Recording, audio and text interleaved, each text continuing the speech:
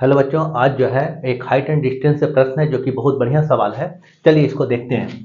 बोलता है एक पतंग की डोरी 100 मीटर लंबी है। यदि डोरी एक सरल रेखा के रूप में हो एवं भूतल के साथ थीटा कोण बनाती है कि साइन थीटा बराबर 8/15 हो। ठीक है, यहाँ लिख दीजिए हो। तो भूतल से पतंग की ऊंचाई ज्ञात कीजिए। देखिए ये हाइट एंड डिस्टेंस का सवाल है। सबसे पहले इसका फिगर बनाना है। ये चार हमारा ऑप्शन है।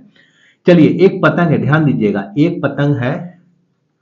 चलिए एक पतंग है, ऐसे ऐसे बनता है पतंग जो भूतल से, यहां ध्यान दीजिए, भूतल से जो है कुछ ऊंचाई पर उड़ रही है इस तरह से, और एक सरल रेखा का निर्माण करती है। यदि डोरी जो है, डोरी मान लीजिए एक आदमी कोई पतंग उड़ा रहा है यहां से, तो डोरी इसका सरल रेखा ये हो जाएगा, रेखा के रूप में हो, और भूतल के साथ थीटा कोण बनाता है। यहां देखिए थीटा कोण बना रहा है।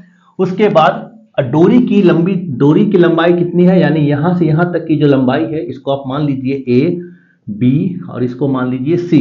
ये 100 मीटर हमारा दे दिया गया है। ठीक है, तो आपको ये बताना है कि जमीन से ये पतंग कितनी ऊंचाई पर उड़ रहा है। ठीक है, तो देखिए अब इसमें आप ये पढ़े होंगे राइट एंगल ट्रायंगल में, ये हमारा परपेंडिकुलर होता है, ये हमारा हाइपोटेन्यूज होता है, नीचे वाला हमारा बेस होता है।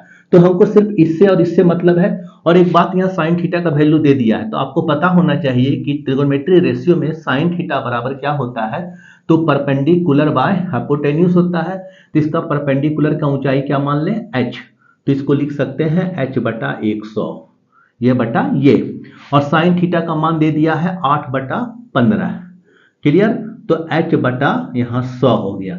अब देखिए काटिए इसको 3 बार में, ये कटेगा 20 बार में। अब 20 अठे कितना हो जाएगा, यानी h ये 3h बराबर हो जाएगा 160, और h का मान हो जाएगा 160/3।